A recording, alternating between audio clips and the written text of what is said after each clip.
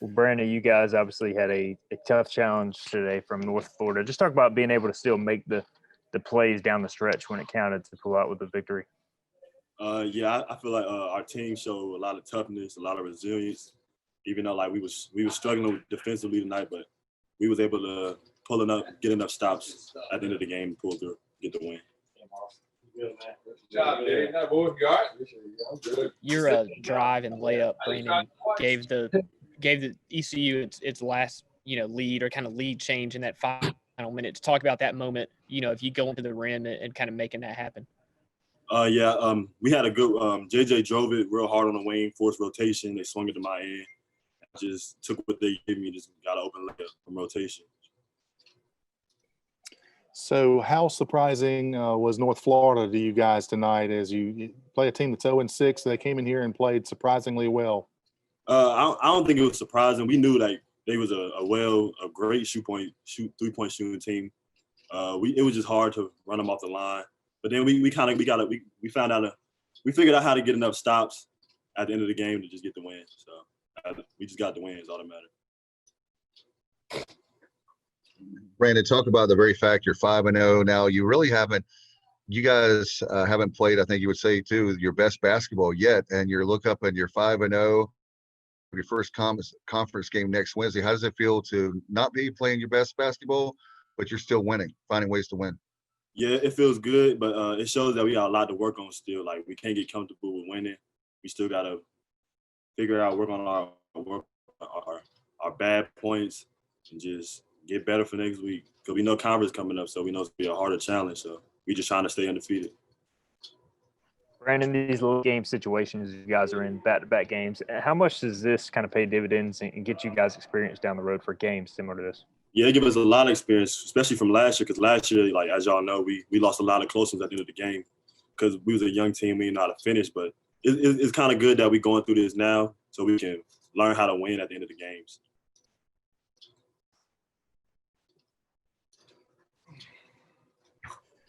Jaden, another 20-point effort from you tonight. Talk about your team and being resilient down the stretch and finding a way to get your fifth straight win. It was hard out there tonight. Multiple reasons. They're a very good team. They played Florida State, they played Miami, played NC State. They're just coming to ECU thinking we're playing another team.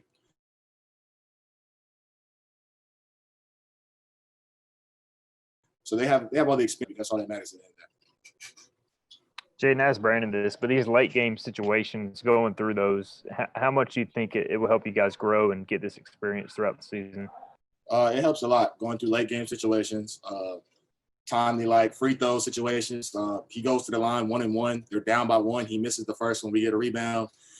I knock down 2 free throws. We go up by 3. In late game situations, then we come back and we get a stop. So it's just things to work on that we simulate in practice, but we now experiencing that in the game. So it's gonna bode well going in the future.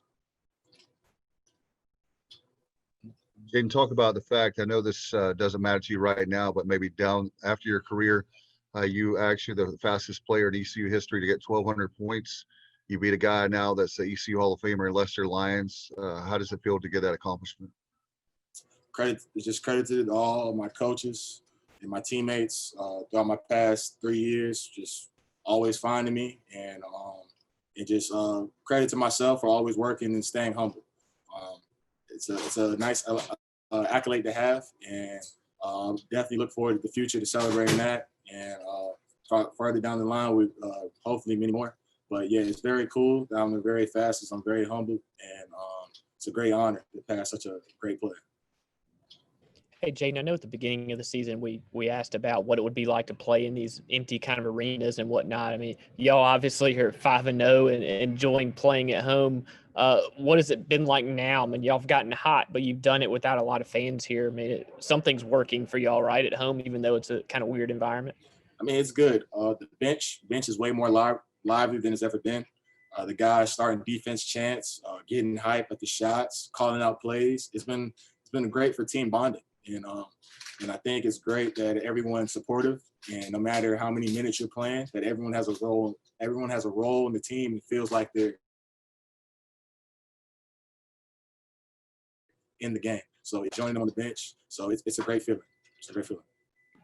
Do you miss the fans, I guess, at all, especially a game like this in Oh, yeah. Wilmington where it's Oh, yeah. close and overtime, that type thing? Miss the fans big time. I know it probably sold out dates right now in Greenville. If they were able to attend 5-0, coming to watch the Pirates, supporting us, they always love to support us, and we got something for them to see. It's must see TV right now for the Pirates.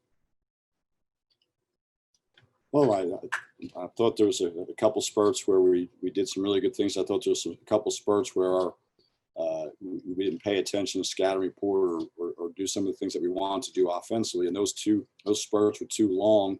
The spurts that we played like we were capable of were too short. We need to get that corrected quickly. And we did make some plays at the end in a almost twisted way. We are getting to work on some special situations at the end of the game. So we've seen some things you might not normally see in practice, which I think will help in the long run. And, we've got some things to correct tomorrow and Saturday and get ready for SMU on Wednesday. Coach, can you just talk about closing out the final minute strong, especially starting with Brandon's, go ahead bucket on the drive? Oh, it was a good, guy got on the side of him. He did a good job, a straight line drive. It finished at the rim. We were fortunate they bobbled the ball and we were able to get it. And then I did think that our defense was a little better the last couple minutes. I believe it was a 12-6 run after we were down one, last 3:44. And but Brandon's shot was a big shot, and then a couple back-to-back stops really helped us. Hey, this is the second game where Jaden Gardner's had some foul trouble. I guess the positive of that is different guys have had to step up at different times. Is that what you can maybe take away from that from JJ and different guys? Yeah, that is, and we also need to get Jaden to understand positional defense will not, you won't foul. I mean, if you're at the level of the ball or if you stay in front of it or don't reach or don't put, tag it higher. A lot of the fouls are also positional things that if we can tighten that up on his defensive end, he won't foul. And, you're always, I think a lot of times when you're afraid to foul, you foul even more. And I did think that we did have some people step up. I did Noah and JJ gave us some good minutes. I thought those guys, and I thought Brandon Suggs played well tonight. Coach, this is some of the best ball movement we've seen from an East Carolina team in some time. You get to the stripe with regularity again tonight. Talk about how things are going for you guys offensively and how you feel about how things are going so far. I think you're right in one regard. We had 21 assists and 21 assists, 25 field goals. But I count bad shots as turnovers. So we had 8 or 9 shots that there was no reason for us to shoot. So that's the same. And now we had 11, which is a winning number, but that's 20 because of the 9 bad shots. We can't drive into the paint with no game plan and try to, shoot the ball through 4 or 5 guys. That doesn't work anytime. So we'll get that fixed.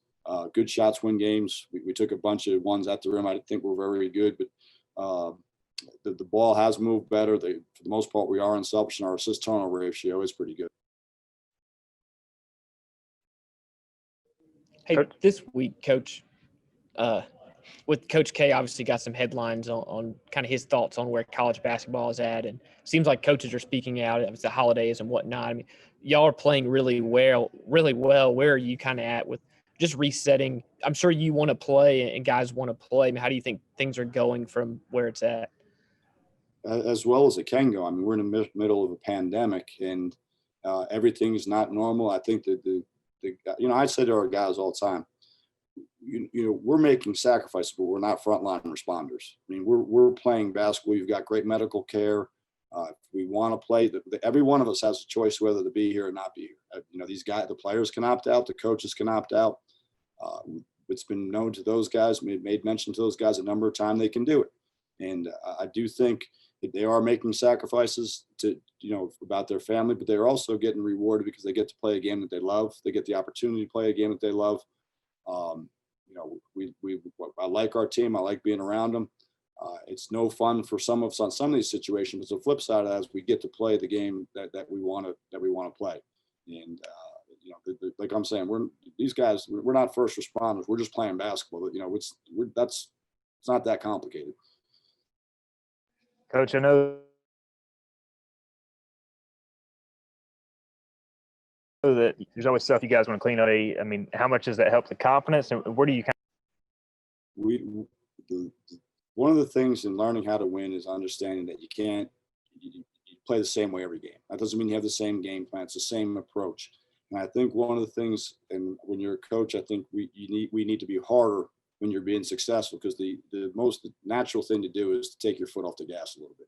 Now it's time to get better and to be even harder. It's when you lose some games that you need to sort of finesse some things. So we need to not worry about, we need to worry about getting to 1-0 in the American, and not this is past us. Let's go ahead and let's be mature. Let's figure out the things that we didn't do well, some of the things that we see, and let's move on down the road from there and get ready from SMU. Coach, I was a little surprised about the way North Florida came in here and played as well as they did tonight. How do they compare to some of the teams that you've seen so far? And what was your general take of North Florida? They'll be a top third of the team in the Atlantic Sun. No disrespect to us, but they've already played at Florida State and NC State and Miami. I mean, I don't think that the fear factor of coming to play the Pirates was like, if I'm them, I'm looking at this as a game we could win. And that's the way you've got to approach it. And for our guys, have to understand that when you're in their situation, that's just like, let's get off the snide against these guys. That's the way you got it. And that's the way they did. I thought they played loose. Thought they played with a lot of energy. And they're used to playing on the road. It doesn't faze them. I think that's impressive. Coach, you got SMU right out of the gates. This is a team that's going to be probably one of the top tier teams in the league. They're 4-0 right now. You both have a little bit of time to prepare for each other. What do you know about SMU so far? Unbelievably balanced offensively. 4 guys in double-figure points. Offensively, very, very efficient.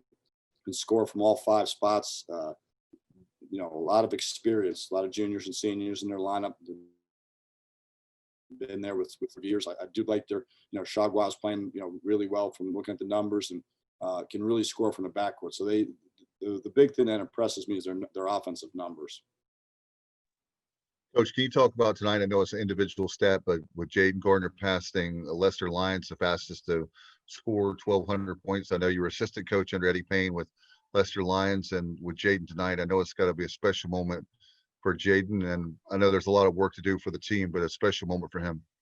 No, you look back on these things; those are cool deals. I mean, and you look back at you coached Lester and the success he had in his career, and obviously Jaden's success so far. But it's even those are things to look back later. Right now we'll worry about that stuff at the end of the season. Let's try to get better and win some games. Worry about all those other things later.